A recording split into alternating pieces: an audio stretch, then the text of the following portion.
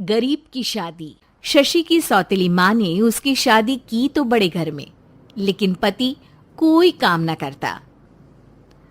आप ससुर जी के साथ काम पर क्यों नहीं जाते? हाँ जाऊंगा, लेकिन कल से। आज जरा मैं दोस्तों के साथ घूमने जा रहा हूँ। शशि के 2 बच्चे होते हैं, लेकिन रमेश का हाल वैसा का वैसा ही रहता है। एक दिन, सुनिए ना, बच्चा रो रहा है, इसके दूध के लिए पैसे नहीं है। अरे तो पिताजी से ले लो ना। क्यों? अगर आप में कमाने की क्षमता नहीं थी तो शादी क्यों की? तभी घर आई बड़ी ननद बोल पड़ती है। आहा हा हा, तुम्हारी माँ को साफ साफ कह दिया था कि लड़का ना कमाता है ना कभी कमाएगा। हम 4 बहनें हैं इसका ख्याल रखने के लिए, और पिताजी का इतना सारा पैसा, तुम्हें किस चीज की कमी रखी है? लेकिन थोड़े ही सालों में तकदीर बदल जाती है। शशि का ससुराल गरीब हो जाता है। सब बिकने के बाद शशि अपने पति, बच्चे और सास के साथ किराए के मकान में आ जाती है। मैं कोई नौकरी करना चाहती हूँ दीदी।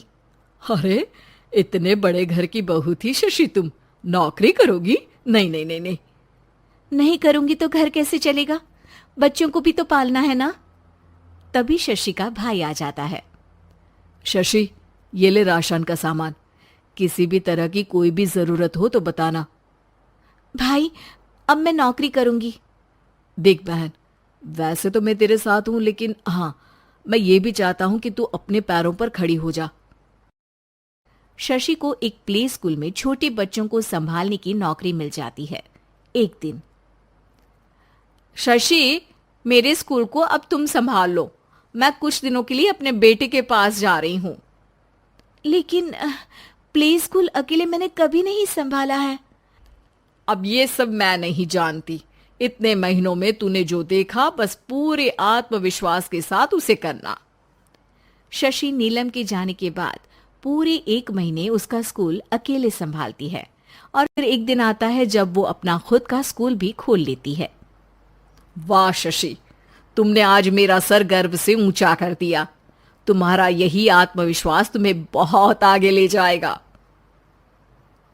नीलम, बहुत आगे जाने की चाह नहीं है, बस ये छोटा सा स्कूल मेरे बच्चों की अच्छी शिक्षा में मेरी मदद करे, यही मैं चाहती हूँ। शशि थोड़े थोड़े पैसों से ही अपना परिवार पाल रही थी।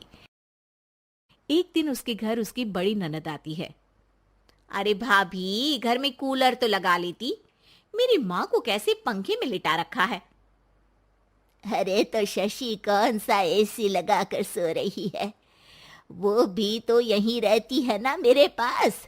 ज्यादा यहाँ आकर मेरी बहू को परेशान ना किया करो। हाँ हाँ, मुझे भी शौक नहीं है इस छोटे से घर में आने का। मैं तो बस ये बोलने आई थी कि मेरे बेटे की शादी है तो ननिहाल का जो नेग होता है वो ले आना। हाँ हाँ, जितना बनेगा कर देंगे, और ना हुआ ना तो वो भी नहीं करेंगे। तभी शशि बोल पड़ती है। अरे नहीं नहीं माँ जी, रीटा घर की बेटी है, उसके ससुराल वाले उससे शादी पर पूछेंगे कि मायके से क्या मिला। रीटा, तुम मुझे सामान की लिस्ट भेज देना, मैं पूरी कोशिश करूंगी कि तुम्हारी हर डिमांड को पूरा करे। अच्छा, मैं खाना लगाती हूँ। शशि ये बोलकर किचन में चली जाती है। धीरे धीरे कर शशि किसी न किसी तरह अपनी सारी ननदों की डिमांड भी पूरी करती, बच्चों की ख्वाहिशें भी, और उनकी पढ़ाई के लिए पैसे जोड़ती। एक दिन जब शशि का बेटा 12वीं पास करके आता है। माँ, अब तुझे काम करने की जरूरत नहीं है। मैं अब कोई ना कोई नौकरी करके पढ़ाई भी साथ कर लिया करूंगा।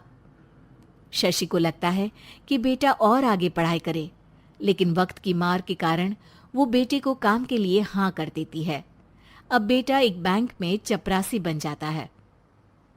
लड़का देखने में तो बड़ा अच्छा है, अंग्रेजी भी पटर पटर बोलता है, फिर चपरासी क्यों? लड़का सारी बात मैनेजर को बता देता है। अच्छा, तो मैं तुझे एक मौका देता हूँ। तू यहाँ रहकर दूसरे डिपार्टमेंट का भी काम सीख। अगर तू किसी एक का भी काम अच्छे से सीख गया तो मैं तुझे यहाँ टेबल चेयर में बैठने वाली नौकरी दे दूंगा। लेकिन एक दिन शशि की ननद उसे फोन करती है। अरे भाभी, देखो मायका तो मेरा तुम लोगों से ही है। मैंने आपके बेटे और मेरे भतीजे प्रदीप के लिए यहाँ एक नौकरी देखी है, पूरे 5,000 मिलेंगे। वैसे करता ही क्या है, चपरासी ही तो है ना। कोई बात नहीं रीटा, मैं उसे इस शहर के बाहर नहीं भेजना चाहती हूँ। बाकी वो शाम को आएगा तो मैं पूछ लेती हूँ। वहीं प्रदीप मैनेजर की बात से खुश हो जाता है और मैनेजर के काम पर ही नजर रखने लगता है। वो उनकी तरह के पेपर पढ़ता, काम करता और आने वाले लोगों की बातें सुनता।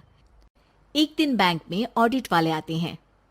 ये गलत है, पूरी बैलेंस शीट नहीं मिल रही है, कहीं ना कहीं गड़बड़ है। ए मैनेजर, क्या करते हो? बैंक के पैसों का हिसाब सही नहीं है। मैनेजर के पसीने छूट जाते हैं। तभी प्रदीप वहां जाता है। अब क्या मैं ये बैलेंस शीट देख सकता हूँ? अरे बेटा मजाक नहीं, जाओ पानी लेकर आओ एक गिलास। प्रदीप मैनेजर को पानी लाकर देता है और फिर ऑडिटर से कहता है, देखिए सर, मैं आपको बता सकता हूँ कि कैसे बैलेंस शीट को आप लोग गलत तरीके से जोड़ रहे हैं। ऐसा बोलकर प्रदीप एक एक कर सारे डाउट क्लियर कर देता है। अरे हाँ, ये तो पॉइंट हमने देखे ही नहीं थे। गुड, कौन है ये बच्चा? तभी मैनेजर बोल पड़ता है, अब हमारे यहाँ अकाउंट में नया आया है।